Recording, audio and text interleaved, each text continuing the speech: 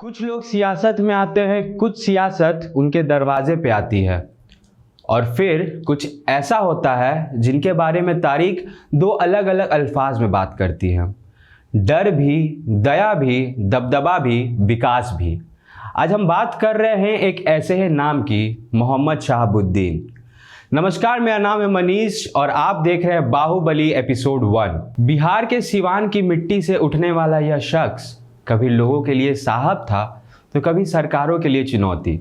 10 मई 1967 को पैदा हुए शहाबुद्दीन ने युवा उम्र में ही राजनीति का रास्ता पकड़ लिया था। छात्र राजनीति से शुरू हुआ सफ़र उन्हें बहुत जल्दी राजद के सबसे प्रभावशाली चेहरों में ला खड़ा करता है। 4 बार विधायक, 4 बार सांसद।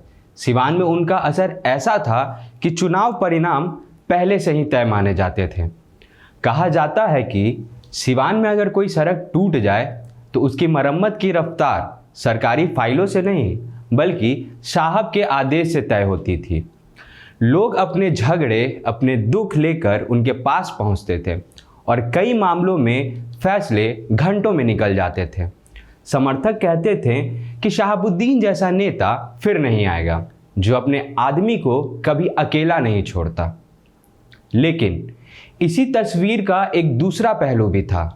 बिहार के उथल पुथल वाले उन सालों में अपराध और राजनीति की उलझन ने मोहम्मद शहाबुद्दीन को एक बेहद विवादित चेहरा बना दिया था। उनके नाम के साथ कई गंभीर मामले दर्ज हुए। हत्या, अपहरण, गैरकानूनी हथियार और आपराधिक साजिशें भी। इन्हीं मामलों के बीच एक घटना ऐसी थी जिसने पूरे बिहार को हिला दिया। 2004 का तेजाब कांड। 2 भाई गिरीश और सत्यप्रकाश पर तेजाब फेंके जाने का आरोप शहाबुद्दीन के करीबियों पर लगा। कहा गया कि राजनीतिक टकराव और गवाही के डर से यह हमला करवाया गया था। इन दोनों की तकलीफ और इस कांड की क्रूरता ने पूरे प्रदेश को झकझोर दिया। लेकिन इस घटना का सबसे दर्दनाक पहलू तब आया जब 2014 में इसका प्रमुख गवाह और दोनों पीड़ितों का भाई राजीव रोशन की गोली मारकर हत्या कर दी गई। इसी हत्या मामले में अदालत ने शहाबुद्दीन को दोषी ठहराया और यह फैसला उनके राजनीतिक सफर के सबसे निर्णायक चोट साबित हुआ। विरोधी कहते थे साहब का डर कानून से ऊपर था। समर्थकों का जवाब होता था यह सब राजनीतिक साजिशें थीं और सच शायद दोनों के बीच कहीं छुपा हुआ था। सिवान की गलियों में लोग कहते थे साहब के एक फ़ोन पर सड़क भी बनवा देते थे, पर उन्हीं गलियों में कुछ घर ऐसे भी थे जिनके लिए उनका नाम एक भय का विषय था। यही दो राही छवि, एक तरफ करिश्मा, दूसरी तरफ खौफ, उन्हें बिहार के 1990 और 2000 की राजनीति का सबसे जटिल और सबसे रहस्यमय किरदार बनाती है। वक्त बीतता गया, अदालतों के फैसले, प्रशासन का सख्त रवैया और लंबी जेलों ने उनकी राजनीतिक पकड़ को धीरे धीरे कमज़ोर कर दिया।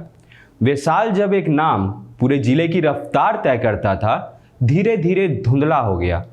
2021 में कोविड संक्रमण के दौरान उनकी मौत हो गई और इसके साथ खत्म हुआ वह दौर जिसमें एक व्यक्ति सिर्फ नेता नहीं था बल्कि एक सवाल था।